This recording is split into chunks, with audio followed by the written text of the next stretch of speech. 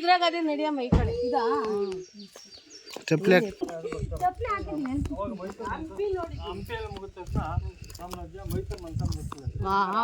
ನಂದಿ ಮೊದಲೇ ಮಹಾರಾಜರು ಶ್ರೀರಂಗಪಟ್ಟಣ ಕೇಳಿದಿರಾ? ರಾಜ ಇರ್ತಾನೆ, ಅಲ್ವೇ ನಮ್ಮ ಎಂಬ ರಾಣಿ ಇರ್ತಾರೆ. ಅವ್ರ ಹತ್ರ ತುಂಬಾ ಆಭರಣ ಇರ್ತದೆ. ಅವ್ರು ಪ್ರತಿ ಸೋಮವಾರ ಶುಕ್ರವಾರ ಅಲ್ವೇ ನಮ್ಮ ರಾಣಿ ಅದು ರಂಗನ ಆಯ್ಕೆ ಅಂತ ಅಂದಿದ್ದಾರೆ. ಅಲ್ಲಿ ಪೂಜೆ ಮಾಡ್ತಿರ್ತಾರೆ. ಹಾಗಿದ್ರು ಕೂಡ ಶ್ರೀ ರಂಗರಾಜ ಇರ್ತಾರಲ್ಲ, ನನಗೆ ಬೆನ್ನುಪಣಿ, ಇವಾಗ ಕ್ಯಾನ್ಸರ್ ಅಂತ ಹಿಂದೆ ಬೆನ್ನುಪಣಿ ಅಂತ ನನಗೆ ಕ್ಯಾನ್ಸರ್ ರೋಗ ಅಟ್ಯಾಕ್ ಆಗ್ಬಿಡ್ತದೆ. ಅಲ್ಲೇನೇ ಪೂಜೆ ಮಾಡಿದ್ರೆ ಅವ್ರಿಗೆ ಗುಣ ಆಗಲ್ಲ. ಅಲ್ಲಿದ್ದಂತ ವೈದ್ಯೇಶ್ವರ ಸನ್ನಿಧಿಗೆ ಪೂಜೆ ಮಾಡಿ ಗುಣ ಆಗುತ್ತೆ ಅಂತಾರೆ. ಸರಿ, ಶ್ರೀರಂಗರಾಜ ಅಲ್ವೇ ನಮ್ಮ ರಾಣಿ ಇಬ್ರು ಶ್ರೀರಂಗಪಟ್ಟಣದಿಂದ ತಲಕಡೆ ಬರ್ತಾರೆ. ಇಲ್ಲಿ ಬಂದು ಪೂಜೆ ಶುರು ಮಾಡ್ತಾರೆ. ಅವ್ರು ಎಷ್ಟೇ ಪೂಜೆ ಮಾಡಿದ್ರೆ ಅವ್ರಿಗೆ ಗುಣ ಆಗಲ್ಲ. ಅವ್ರು ತೀರೋಗ್ಬಿಡ್ತಾರೆ. ತನ್ನ ಗಂಡ ಎಲ್ಲಿ ಸತ್ತು ಶವನ್ನ ಅಲ್ಲೇ ಊತಾಕ್ಬೇಕು ಅಂತ ಹೇಳಿ ಕಾವೇರಿ ನದಿ ಹತ್ರ ತಗೊಂಡೋಗಿ ಊತಾಕ್ತಾರೆ. ಅಲ್ಲೇ ಅವ್ರು ವಾಸ ಮಾಡ್ಲಿಕ್ಕೆ ಶುರು ಮಾಡ್ತಾರೆ. ಅದಕ್ಕೆ ಮಾಲಂಗಿ ಅಂತ ಅವ್ರಿಗೆ ಮಾಲಂಗಿ ಅಂತ ಇಟ್ಕೊಂಡು ತಾನು ಇಲ್ಲೇ ಉಳ್ಕೊಂಡು ಏನ್ ಶ್ರೀರಂಗಪಟ್ಟಣದ ಆಭರಣ ಇರ್ತದೆ ಅದನ್ನ ವಾಪಸ್ ಇಲ್ಲಿ ತರ್ಸ್ಕೊಂಡ್ಬಿಡ್ತಾರೆ. ಮತ್ತೆ ಶ್ರೀರಂಗಪಟ್ಟಣಕ್ಕೆ ವಾಪಸ್ ಹೋಗಲ್ಲ. ಅವ್ರು ಮಕ್ಕಳಿಲ್ಲ, ಮಕ್ಕಳಲ್ಲಿ ಪಟಾಭಿಷೇಕ ಮಾಡ್ತಾರೆ. ಮಕ್ಕಳಿಲ್ಲ, ಅಲ್ಲೇ ಉಳ್ಕೋಬೇಕಂತ ಇಲ್ಲೇ ಉಳ್ಕೊಂಡ್ಬಿಡ್ತಾರೆ. ಇದನ್ನ ಮೈಸೂರು ಮಹಾರಾಜ ಗೊತ್ತಾಗುತ್ತೆ.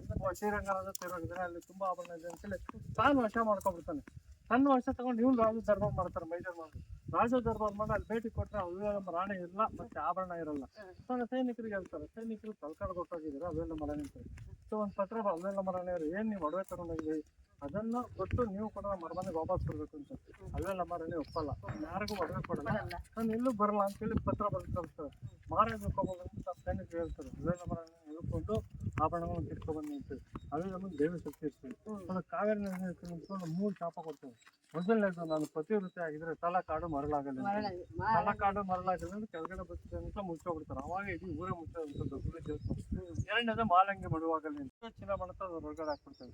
ಮೈಸೂರು ಅರಸರಿಗೆ ಮಕ್ಕಳು ಸೇಮ್ ಹಂಗೆ ಇರುವಂತದ್ದು. ಬರೀ ದತ್ತುಪತ್ರ ಮಾತ್ರ ಮಗೋಗುತ್ತೆ, ಅವನಿಗೆ ಸ್ವಂತ ಮಗೋಗುತ್ತೆ. ಇಲ್ಲಿ ತನಕ 24 ಮರದ ಹಾಗೆ ಇದೆ. ಇದು ಯಾರಿಗೆ ಅಡಾಪ್ಟರ್ಸ್ ಅಲ್ಲಿ ಮಾತ್ರ ಮಗೋಗುತ್ತೆ, ನಂತರ ಮಗೋಗುತ್ತೆ. ಇದೇ ರೀತಿ ಇಲ್ಲಿ ತನಕ ನಡ್ಕೊ ಬಂದಿದೆ.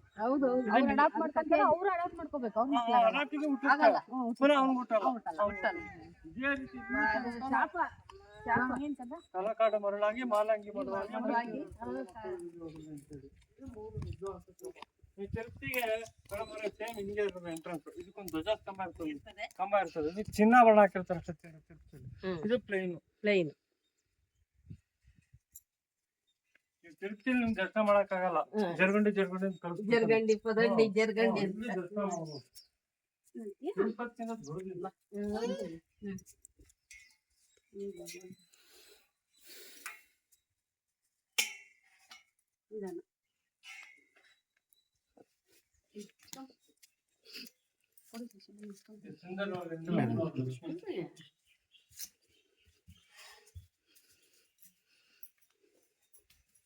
ಸುಂದರ ಲಕ್ಷ್ಮೀ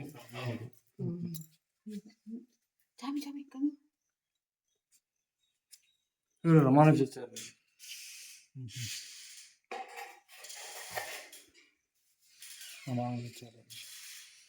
ಯಾವ ಕೆತ್ತನಾಗಿರೋದಿಲ್ಲ. 8ನೇ ಶತಮಾನ. ನಂತರ ಹೊಯ್ಸಳ ಬರ್ತಾರೆ. ಹೊಯ್ಸಳ ವಿಷ್ಣುವರ್ಧನ ಕಟ್ಟಿರುವಂತ ದೇವಸ್ಥಾನ. ಸರ್, ನೀವು ಜೈಲರ್ ಹೋಗಿ ನೋಡಿದ್ರೆ ಟೆಂಪಲ್.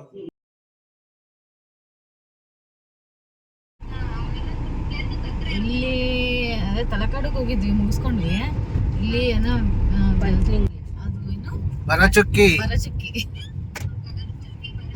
ಅಲ್ಲಿ ಕರ್ಕೊಂಡು ಹೋಗಿದ್ದಾರೆ. ಅಲ್ಲಿಗೆ ಹೋಗ್ತಾ ಇದ್ದೀವಿ. ಏನು ನಮಗೆ ನೊರೆ ಸರ್ಪ್ರೈಸ್.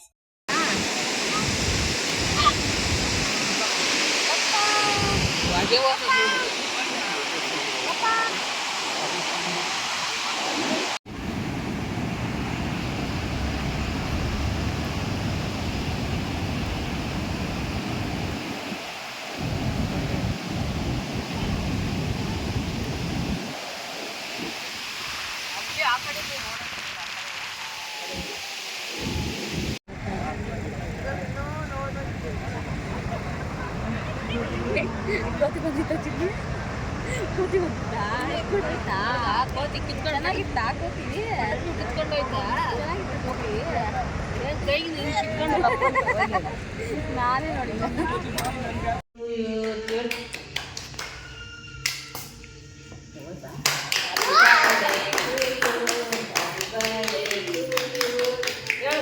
ಅಮ್ಮ ಯಾಕೆ ಬರ್ಡೆ ಅಂತ ಹೇಳು. ಅಮ್ಮ ಯಾಕೆ ಬರ್ಡೆ ಅಂತ ಹೇಳಮ್ಮ.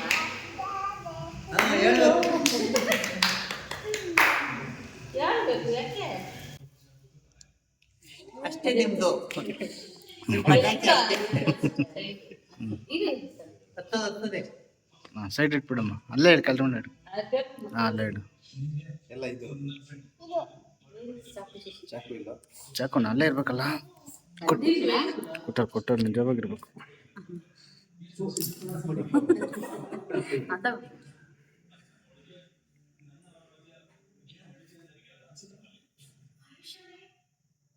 ಅಜ್ಜಿ ಕಡೆ ನೋಡಬೇಡ, ಮುಂದೆ ಕಟ್ ಮಾಡು.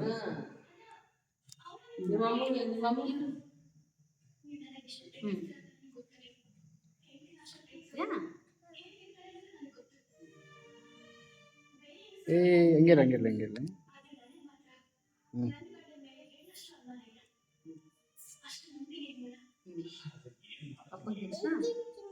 ಅದು ತಿನ್ನದಲ್ಲಪ್ಪ, ಅದಲ್ಲ ಪಪ್ಪ ತಿನ್ಸ. ನೀನ್ ತಿನ್ಸು, ನಿಮ್ಮಮ್ಮ ನೀನ್ ತಿನ್ಸಮ್ಮ. ತಿಂತ್ಯಾ? ನೀನ್ ತಿನ್ಸು ಅಮ್ಮಗೆ. ತಿನ್ಸಮ್ಮ, ನೀನು ಅಮ್ಮಗೆ ತಿನ್ಸು. ಕೇಳಲ್ಲ, ಅದ್ ಬೇಕಂತೆ.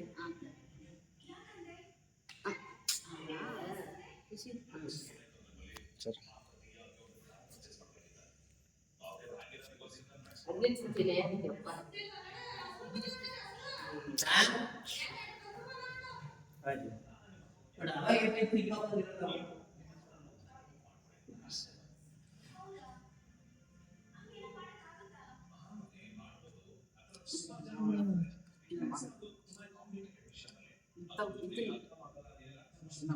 ಇವಾಗ ಮಾಡ್ಕೊಂಡು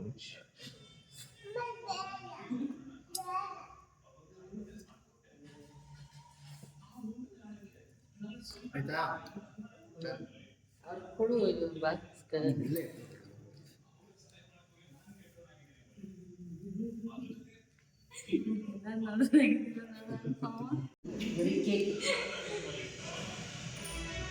ಆಯ್ತಾ? ಆಯ್ತು. ಬರೀ